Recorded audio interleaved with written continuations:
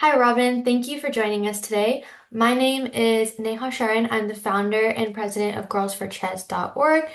And today I'm going to be interviewing Miss Robin at Chess Empowers Girls organization. So, can you first start off by just introducing yourself and telling us a little bit about yourself? Hi, my name is Robin Ramson, and I am the founder of Chess Girls DC, also known as Chess Empowers Girls organization. We are a nonprofit organization incorporated in Washington, DC. We have existed for 13 years. I also serve on the Women's Committee of the U.S. Chess Federation, and I am also the president of the DC Chess Association, which is the state affiliate chapter of the United States Chess Federation. Wow, that's great. Can I first ask what inspired you to start Girls Chess Empowers, sorry, uh, Chess You can Empowers. say Chess Girls DC. Okay. Can I first start by asking you what inspired you to start Chess Empowers Girls, DC? My daughter was 6 years old, maybe 5 years old, when she started playing chess. And one thing that I knew for sure is that children do not stay with an activity unless their friends are involved. So I wanted to make sure that chess was something that she stayed connected with a long time. I didn't want her to learn a little bit and fall in and out of love with it. So I created this nonprofit organization and started inviting all the girls we knew, and it just grew. Yes. So, can you tell us about the organization's missions and goals? Our mission is to build the confidence of girls using chess as a tool. One of the things that I believe in today's society is that um, a lot of not just girls, but a lot of young people don't have the confidence that they need to push through things. And I believe that chess is something that trains the neural pathways to stick to it, to keep figuring it out. And I believe that when girls have a confidence to win at chess, because it's a cognitive development sport, that it enables them to feel strong about other endeavors. Yes, yeah, exactly. So, what has been some of your biggest accomplishments so far with Chess Girls DC? One of the biggest, well, some of the biggest accomplishments in general is just, how do I say, it? Is increasing the number of girls in Washington, D.C. that play chess. I think the changing the environment that we use for a classroom has inspired other people in our region because people always think, oh, chess has to be uh, those dark blue and green colors, or it's not legitimate. And I think that uh, through social media and other networks, people have seen the color and how I use color to influence and attract girls has been very successful. And for the last 7 years, we've had a successful regional all girls chess tournament, which I think is very important because a lot of girls cannot afford to go to Chicago or other national tournaments, and we did not have any large all girls tournaments in our area. And so, through the support of U.S. Chess Federation, we've been able to continue, and now we're just trying to attract more girls. So, how was the outcome of your regional chess tournament, like the amount of girls that were there? So pre-pandemic, we had 81 girls, and then of course the pandemic killed everything. And it came back the first year we were able to host a tournament, we came back with 40. And so this year will be a test if we truly bounce back from the pandemic, because our upcoming tournament is October 26th, and I am hoping that we we'll have be back to our 81 girls or more. Yeah, I hope that turns out well. What are some of the challenges you've faced with promoting chess among girls? I believe that a lot of girls think that they have to be good to participate in tournaments. They don't understand that tournaments have a range of skill sets. I hear a lot of teachers say, well, my girls aren't really ready for tournaments, but there's no real getting ready for tournaments. You just kind of dive right in as long as you know the rules of chess. Um, One thing about my tournaments is I try to make sure everybody leaves with a gift bag. I don't want anybody to feel like a loser or they weren't the victor. I want them to come out. I want them to focus on the skill sets that they learn and use in the tournament and leave the chess tournament feeling great Mhm. because you're there all day. And, if you don't win any of your rounds, going out of the tournament with amazing gift bag makes the girls feel good. We Yes. were very successful. Actually, during the pandemic, I forgot to mention this. We had an online empowerment weekend, and I felt like technology made it especially successful because the East Coast and the West Coast could participate. And we had a 2 day online chess tournament in which between every round, we had guest speakers, international masters who spoke about confidence, who spoke about how you can learn from your mistakes. It Yeah. wasn't, how sometimes teachers speak to certain skill sets instead of speaking to the broad audience. Yeah. And we had 100 girls participate. Wow, that is amazing.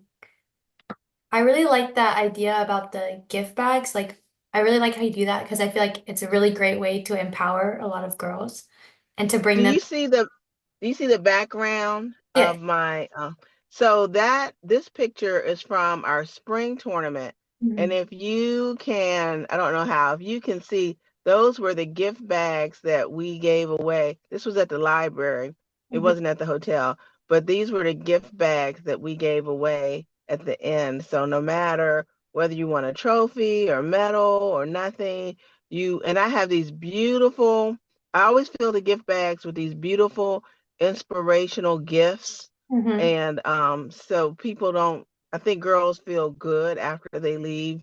They don't feel depressed after they leave. They don't feel like, oh, I didn't win a trophy. So they don't measure themselves by whether or not they won a trophy. So Yeah, that's like I think that's a amazing. great, Yeah, that's I amazing. mean, it's a little extra investment Mhm. in your program, but I think it's certainly worth it.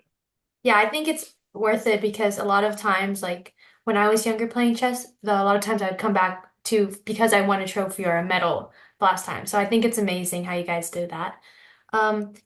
You and talked about COVID-19. So how did that affect your programs and like how did you bounce back from that to where you are now? Well, I felt like we had still maintained a lot of juice because we hosted our classes outdoors. I had a very nice donor, and I was able to purchase folding chairs and tables. Mhm. And we continued to host our chess classes outdoors and, space everybody apart. I wish I had some pictures prepared. I'll have to send them to you. And space everybody apart.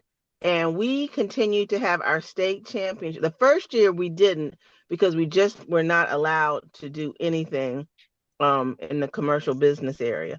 But the I think it was like the second half of COVID, before everything opened, we had our state championships.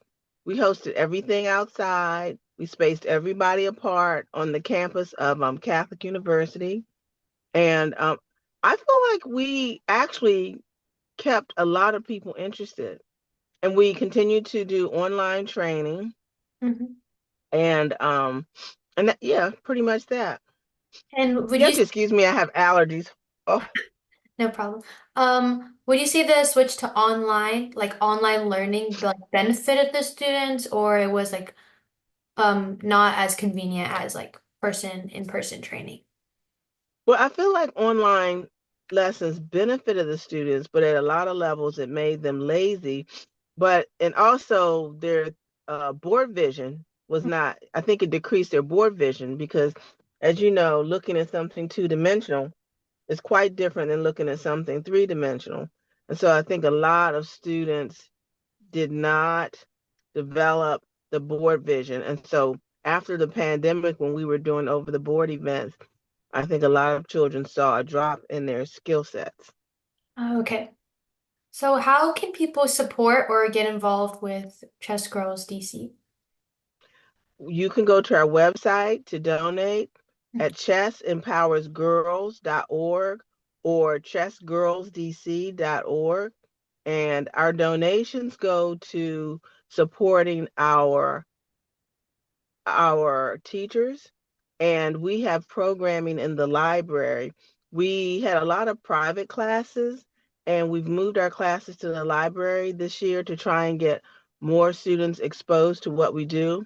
But our biggest challenge is we are trying to get a dedicated space. We're trying to raise enough operating support to lease space to have a dedicated classroom, because I feel like although we're trying to move around and let people know that we're here, we are losing a lot of students because we don't have this dedicated girl space. So that's what we're working on now. Okay, so you mentioned that you like host events at libraries and schools. So can you tell us a little bit about your partnerships and collaborations with like other organizations that you host tournaments with? Well, we host tournaments with our state chapter. And when I say community partners, we plan the event, but we get support and donations from our state chapter, the DC Chess Association. We use tournament directors from some of our community partners uh, in Virginia, and their senior tournament directors. And we use the library system to be a central space to host the events. But it's problematic because the library has very limited hours. And so raising support for general operating income is very important. Yeah. So what are your plans for Chess Girls DC in the future and like the impact and the reach you want it to have in the future? Well, we are going to try and focus on opening up a center for girls Hmm. in some of our disadvantaged low income neighborhoods. We have a portion of DC that has like an intersection of a couple of zones, and it is really the hope of me and my team that we can open up a girls chess center that'll have complementary activities like yoga, meditation, nutrition on a budget, um maybe hospitality, homework club, because the when you look at the entire um well-being of a player, it doesn't just involve learning how to play chess. It involves learning how to quiet your mind to focus. It involves learning how to feed your body good food so that you don't have sugar spikes, during your event. It means having help with your homework so that you can understand the foundations and the principles of chess. Hmm. And that's our goal. Yeah, so do you think chess has like a good relation to like neuroscience and STEM? Have you seen anything like that happen or? Yes, there are a lot of studies out there. There's one by a professor at Georgetown University. And you have to Google psychology research. A lot of times you don't find the research about chess and its relationship to science in just Googling those words. But if you follow psychology journals, there's a lot of research that shows that chess develops the neural pathways to build the brain. And it's kind of under the topic of things like the 10,000 hours of practice to become professional at something. Hmm. And they look at how um, people practicing a little bit, but over a long period of time, become good at something, and also how the repetitiveness of chess develops your brain in a way that the pattern recognition helps you with music, Hmm. also learning to focus and think long term, long lengths of time, help you with examinations like SAT, um, board examinations. And I think that's why I've done a lot of research, and most of the concrete studies are in psychology journals. Yeah. So what has been some of the most like rewarding aspects of being a tournament director with your own Girls for Chess, like Girls Chess Girls nonprofit organization? Well, I personally am not a tournament director because my daughter plays chess, and Oh, I consider myself an organizer, um, and a nonprofit executive. I played chess when I was in high school, and I played chess when I was in middle school, but not to the level that people play chess. It was just for the homework help. All the people who were available to help with homework were always in the chess clubs. So that's how I got involved in chess. But I'm not a tournament director myself because I don't want anyone to say, "Oh, your daughter won a tournament, but and you were the tournament director." So I use outside people to run my tournaments. yeah. So how do you stay motivated and inspired in your role? Because I feel like at times it can probably be a lot of work for you. You know what? I think it's because I haven't really reached my goal. My goal is to have a chess center, a center devoted to girls and women and girls' health, um, especially minority girls. I'm sure you've seen a lot of studies that show Black girls are disciplined 4 times more than anybody else in public schools, and that um, there's a lot of psychological effects and associated with that. And I have not reached my goal to develop a chess center for girls, and that's how I stay motivated. Okay, yeah. And what made you focus on girls in chess in the first, like what made you make I your think it's because of my daughter, and my daughter has a lot of confidence, and she loves to play chess. She loves a lot of other things too, but I just saw where the population of girls in general was not being addressed. No one, it's funny because when I first started telling my friends that I was going to create a girls' chess club, everybody was like, oh, it's not really worth the money. Girls don't play chess. And I think a lot of organizations don't see value in girls and value in the investment um, that you have to make for girls to participate. Girls are very highly sophisticated, intelligent human beings, and they don't just show up you know, for anything. It's got to be attractive. It's got to be intellectually engaging. It's got to be worth their while. And that takes some investment. But I like that. I like that it takes some work and forethought. Yeah, so are your tournaments strictly for girls or do you expand it to like anyone or just is your main target like younger girls who are starting to play chess? So Um, I have worked on the state affiliate since 2017, the U.S. Chess State Affiliate for my state since 2017. And what I think I have contributed most, we host co-ed tournaments, we Mhm. host the state championships, but what I've been able to contribute most is the environment. And I create an environment that doesn't have that dark hole of male influence. So I'm the person who will have a state championship and have colors and have balloons and go the extra mile to make it look bright because that's what girls like. Girls don't want to show up at a dark, gloomy cafeteria. You know what I mean? And so for instance, in Washington, D.C., our flag colors are red and white. So most of our tournaments are bright red and white, balloons, the chessboards are red and white, the tablecloths are red and white, and that creates a very bright overtone that girls are attracted to. Yeah. And I constantly change up the colors, and boys don't seem to care. They just want to get in and play chess. But the change of the environment and the brightening of the influence of the environment makes a huge difference if you want to attract girls.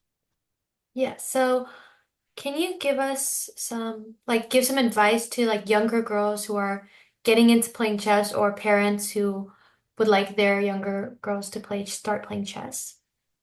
Get a pink chessboard. A Wow. pink chessboard is legitimate. US Chess sells pink chessboards. Get a pink chessboard, get a purple chessboard, and embrace your girlness.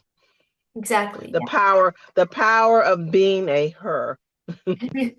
Yes. And if you want to take your chessboard to and get a pink clock, and when you go to a chess tournament, take your pink clock or your purple chessboard and purple pieces and play. If you buy them from US Chess, they are completely legitimate, and you do not have to play with whatever they provide. It builds confidence. It says that I'm a girl and I'm here and my colors are completely legitimate. Wow, that's amazing. That's what I used to do with my daughter. She had a pink chessboard and she had a beautiful pink bag.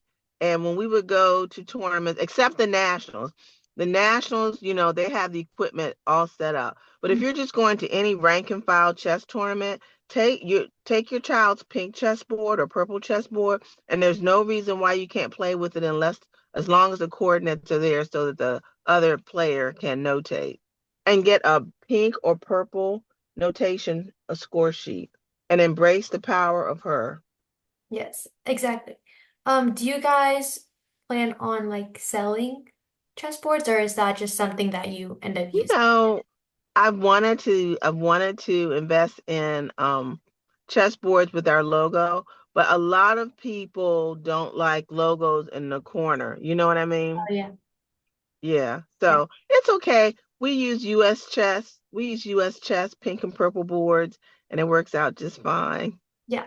So can you share some like insights on the gender gap in competitive chess and how your organization is helping? Because oftentimes there's in like co-ed tournaments, there's very much smaller girls population than the male population. I don't think that one organization can really make that big of a difference unless it's locally.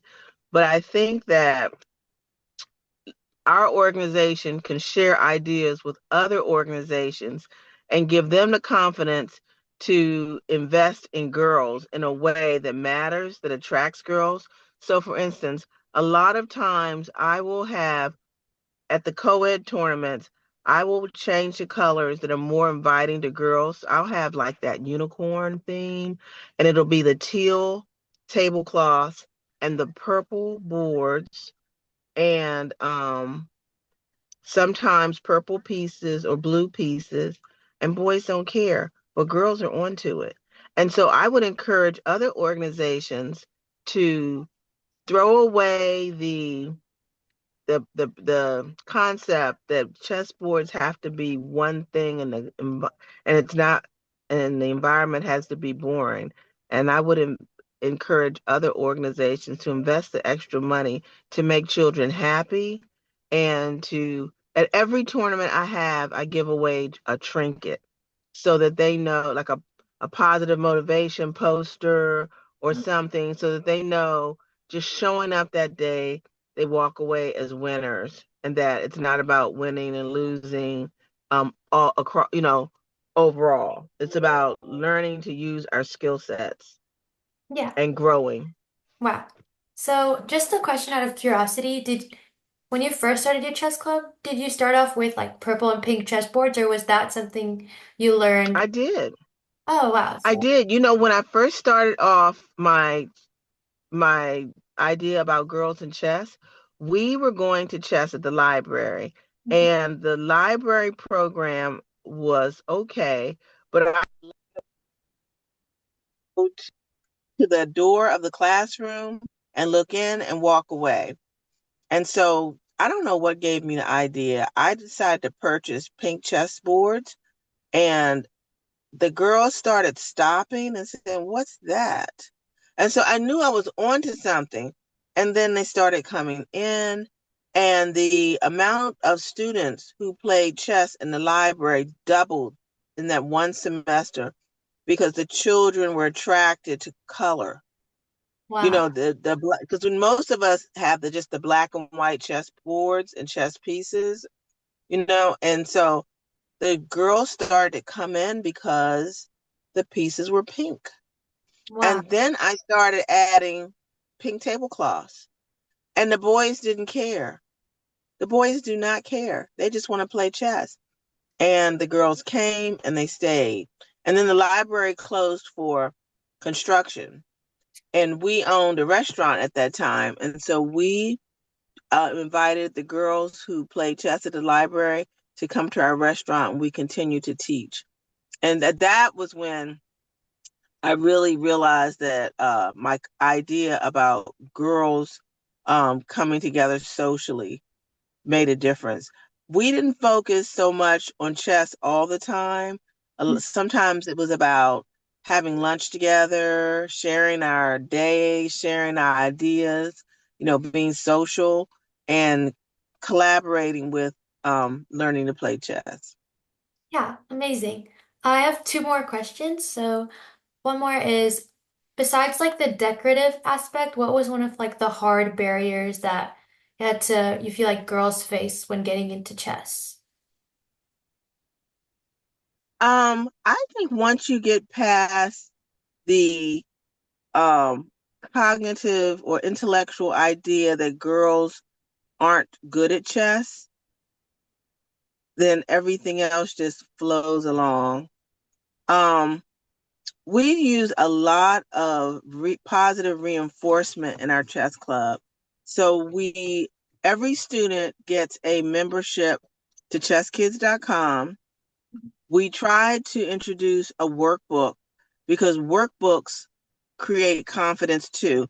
Because chess can be very vague, in terms of what do I learn next? What do I learn next?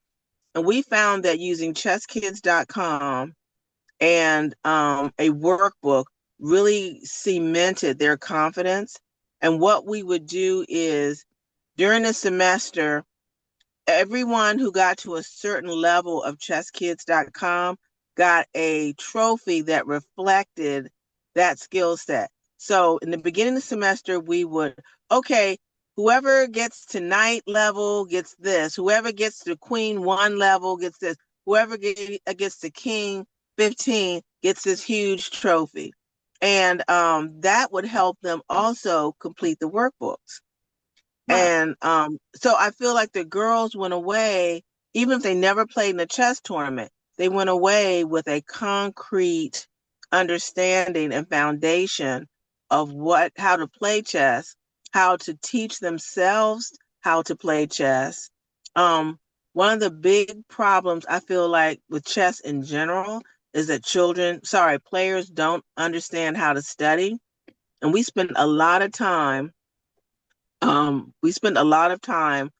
teaching students how to learn Okay. so that if their schedule changes, they know they're not intimidated about reading a chess book and playing out the comments on the board. And that's been, I think, the most thing that I'm proud of. So the key really is like positive reinforcement for young. Positive reinforcement, teaching students how to learn. Okay. Because if you are just giving information in one direction and children don't understand how to, let's open up a book and read it for myself. Because chess can seem like a foreign language. Yeah. If you're reading the average chess book, it's like, what? But teaching students how to read it for themselves and understand what the comments mean, once they start, then they're not afraid to keep learning and keep learning. And I think I should have mentioned that earlier, but I think that's another great skill set that we give the students. Yeah. And one last question is, what specific advice do you just have to girls getting into chess? Like some confidence tips or anything like that that we can share with younger girls who are getting into chess? I would say you are not judged by your skill set. Be open-minded. Chess is a long process. You don't learn it overnight. And just stay diligent about learning. And I think that's the most important thing. Stay open-minded about learning. Yeah, so that would be it for all my questions. So just want to say thank you so much for this opportunity. I really loved learning about Chess Girls DC, and I love what you guys do and how you guys incorporate the decorative aspect and everything. I think it's really amazing. So thank you so much for giving me this opportunity. Thank you very much. I enjoyed talking with you. Thank you so much.